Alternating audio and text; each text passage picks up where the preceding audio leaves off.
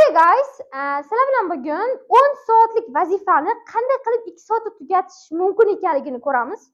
Birinchi o'rinda sizlar har doim o'qish paytida o'zingizlarga maqsad qo'yasizlar. Misol uchun goal bo'ladi sizlar uchun. Maqsad bo'ladi 100 page o'qish, to'g'rimi? 100 bet kitob o'qish, to'g'rimi? 100 bet kitob o'qishni maqsad qo'ydinglar, sizlar bu yerdasizlar. Kitob o'qish maqsad qo'ydinglar-da. Tasavvur qilinglar, sizlarda umumiy 10 soat deylik, 10 soat shunga sarflamoqchisizlar. Yoki teskarisi 2 soat sarflamoqchisizlar. Yes?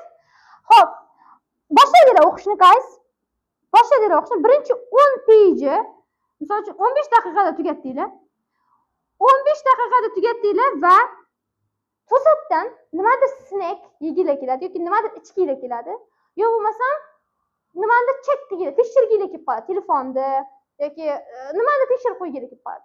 15 daqiqa o'qidinglar va sizlar o'zingizdan 10 bitta yoki umuman kitobni boshida nima o'qiganinglarni tekshirib bo'lgandan keyin esdan chiqarib qo'yasiz. Va uni nima qilasizlar? Qaytadan o'qib kelasiz. Voqealar rivojini bilish uchun nima bo'ladi? To'xtatib tepadan boshlab o'qib tushasizlar. Pejning tepasiga qaytib o'qib tushasizlar. Sizlar o'shani nimaga tushyapsizlar yana? Yana nolga tushib qolyapsizlar. 0 pejga tushib qolyapsizlar. Nima degan tushunyapsizlar?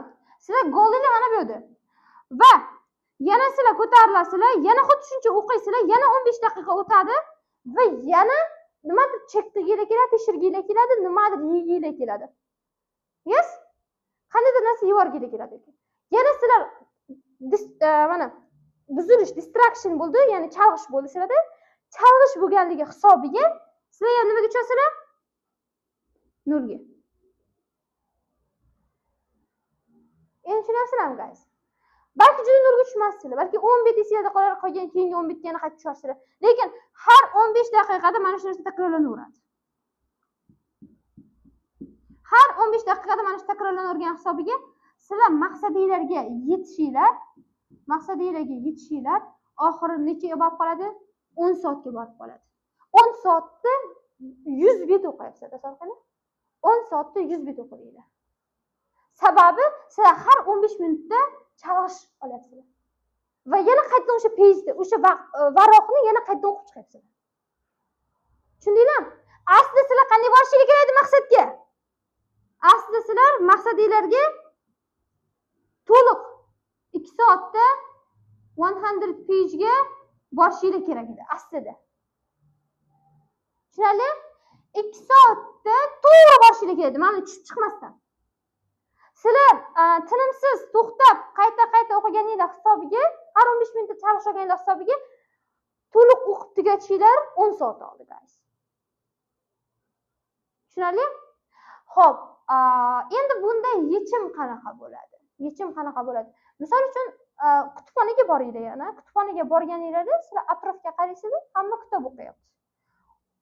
Ba'zida ertalabki peshxonaga ketish mumkin. Lekin ulardan so'rasangiz, eng enjoyable timing, eng zavqli vaqting qachon bo'ldi o'qigansiz? U bir 2 soat yoki 3 soatni deyarli oladi faqat. To'g'rimi? Qolgan 7 soatga yaqini nima bo'lgan bo'ladi? Shunchaki isrof qilib yuborilgan bo'ladi. Ya'ni chalg'ishlar bilan, nimadir yeyish bilan, nimadir tekshirish bilan o'tkazib yuborgan bo'ladi. Bunda guys, 2 soatda to'liq natijani qo'lga kiritmoqchi bo'lsanglar, tushmasliginglar kerak faqat. Tushunib o'tiribsizlar, jadvalda tushmasliginglar kerak. Har 15 daqiqada pastga tushmasliginglar kerak. Va diqqat bu yerda juda ham muhim. Diqqatni ushlab turishingiz kerak 2 soat davomida. 2 soat davomida nimadir yeb olmasdan yoki nimadir telefon tekshirib olmasdan, nimadir saytga kirib, Instagram yoki Telegram farqi yo'q, nimadirga kirib bitta xabar yozmasdan diqqatni oxirigacha ushlab turishingiz kerak. To'g'ri, qiyin bo'ladi guys. Hali sizlar 2 soatga boshladi, masalan 30 daqiqa qo'yinglar. 30 minut fokus ushlab turish, 30 minut diqqatni ushlab turinglar avval. Xo'p? 30 daqiqa, keyin asta-sekin 1 soat diqqatni ushlab turish, oxiri 1:30 va oxiri 2 soatga chiqarib qo'yasizlar. O'shanda bemalol 100 betda 2 soatda o'qiy olasizlar, diqqatni buzmasanglar. Va sizlar qolgan vaqtda dam olishingiz mumkin, to'yib yoki boshqa narsa ishinglar qilishingiz mumkin deyman. Muammo shu guys.